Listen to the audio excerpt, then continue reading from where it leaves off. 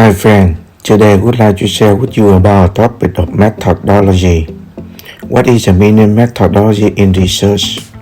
A research methodology involves basic techniques that are adopted in research process to collect, assemble, and evaluate data. It defines those tools that are used to gather relevant information in a basic research study. Survey, questionnaire, and interview are the common tool of research. What is included in the methodology? The methodology provides the broad philosophical underpinning to your chosen research methods. Include whether you are using qualitative or quantitative methods, or a mixture of both and why. You should be clear about academic basis for all the choices of research methods that you have made. What are the types of methodology? Two types of research methodology. Two important methodologies are discussed in here. Qualitative research methodology, quantitative research methodology. What is the purpose of methodology? The process used to collect information and data for the purpose of making business decisions. The methodology may include publication research, interview, survey, and other research techniques, and could include both present and historical information. How do you write methodology? Part 1. Define your method. Number 2. Restart your research problem. Number 2. Establish your overall methodological approach. Number 3. Define how you collected and generated data. Number 4. Provide background for uncommon methods. Number 5. Cite any sources that contribute to your choice of methodology. What are the parts of methodology? The components include things like you chosen: A. Research design. B. Research methodology. C. Approach within a research methodology. D. Research methods. E. Geological data. F. Sampling strategy. And G. Data analysis techniques. What is the methodology of a study? Research methodology is a specific procedure or technique used to identify, select, process, and analyze information about a topic. In a research paper, the methodology section allows the reader to critically evaluate the study overall validity and reliability. What is a project methodology? A project methodology is essentially a set of guiding principles and process for managing a project. Your choice of methodology defines how you work and communicate. What should a research methodology include?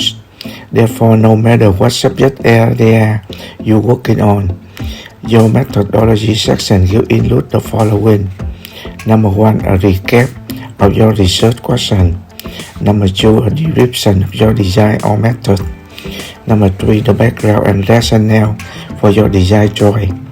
Number 4. An evaluation of your choice method and a statement of limitation. Why research methodology is important? Importance of research methodology. Its significance lies in solving various planning and operational problems. It involves the study of cause and effect relationship between various variables and help to identify behavior, pattern, trend in certain variables. What is called methodology? Methodology is a systematic, theoretical analysis of method applied to a field of study. Typically, it encompasses concepts such as paradigm, theoretical model, phase, and quantitative or qualitative techniques. A methodology does not set out to provide solutions. It therefore not the same as a method. What is the scientific methodology? The process of scientific method involves making conjecture, hypothesis, deriving reduction from them as logical consequences, and then carry out experiment to empirical observation based on those reductions. A hypothesis is a conjecture based on knowledge obtained while seeking answer to the question. Remember, subscribe to see the next video. Thank you.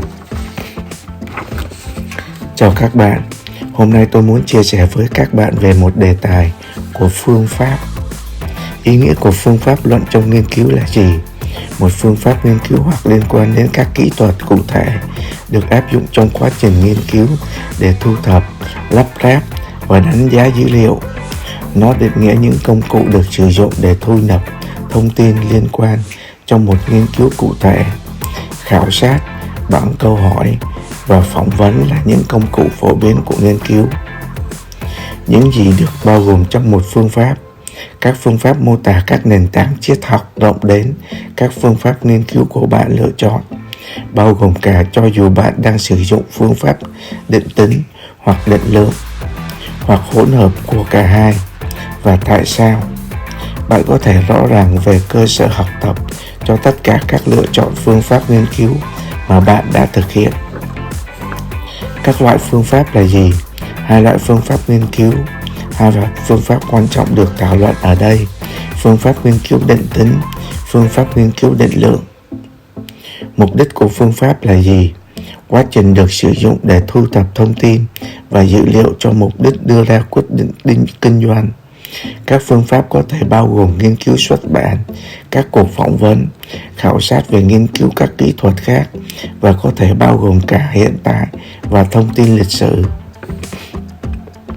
Làm thế nào để bạn viết phương pháp luận? Phần 1. Mô tả phương pháp của bạn. Số 1. Khôi phục vấn đề nghiên cứu của bạn. Số 2. Thiết lập phương pháp tổng thể của bạn. Số 3. Xác định cách bạn thu thập hoặc tạo dữ kiện. Số 4. Cung cấp nền tảng cho các phương pháp không phổ biến. Số 5. Trích dẫn bất kỳ nguồn nào đóng góp cho sự lựa chọn phương pháp của bạn. Các bộ phận của phương pháp là gì? Những thành phần này bao gồm những thứ bạn đã chọn. A. Thiết kế nghiên cứu. B. Phương pháp nghiên cứu. C. Phương pháp tiếp cận trong một phương pháp nghiên cứu. D. Phương pháp nghiên cứu. E. Sử dụng dữ liệu theo chiều dọc. F. Chiến lược lấy mẫu. Và D. Kỹ thuật phân tích dữ liệu. Phương pháp của một nghiên cứu là gì? Phương pháp nghiên cứu là các quy trình hoặc kỹ thuật cụ thể được sử dụng để xác định, lựa chọn, xử lý và phân tích thông tin về một chủ đề. Trong một bài viết nghiên cứu, phần phương pháp luận cho phép người đọc đánh giá phê bình, tính hợp lệ và độ tin cậy tổng thể của một nghiên cứu. Phương pháp dự án là gì?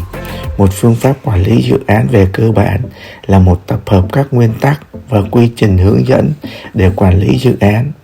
Sự lựa chọn phương pháp của bạn xác định cách bạn làm việc và giao tiếp. Một phương pháp nghiên cứu theo bao gồm những gì? Do đó, cho dù bạn đang làm việc trong lĩnh vực chủ đề nào, phần phương pháp luận của bạn sẽ bao gồm: số 1. Một bản tóm tắt của các câu hỏi nghiên cứu của bạn. Số 2. Một mô tả về thiết kế hoặc phương pháp của bạn. Số 3. Bối cảnh và lý do cho sự chọn lựa thiết kế của bạn. Số 4. Một cách đánh giá về sự lựa chọn của bạn về phương pháp và một tuyên bố về những hạn chế của nó. Tại sao phương pháp nghiên cứu là quan trọng?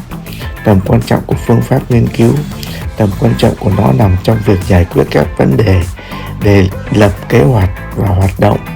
Nó liên quan đến việc nghiên cứu một mối quan hệ nguyên nhân và kết quả những các biến khác nhau và giúp xác định hành vi, mô hình, xu hướng trong các biến nhất định. Cái gì gọi là phương pháp? Phương pháp luận là phân tích hệ thống, lý thuyết về các phương pháp được áp dụng cho một lĩnh vực nghiên cứu.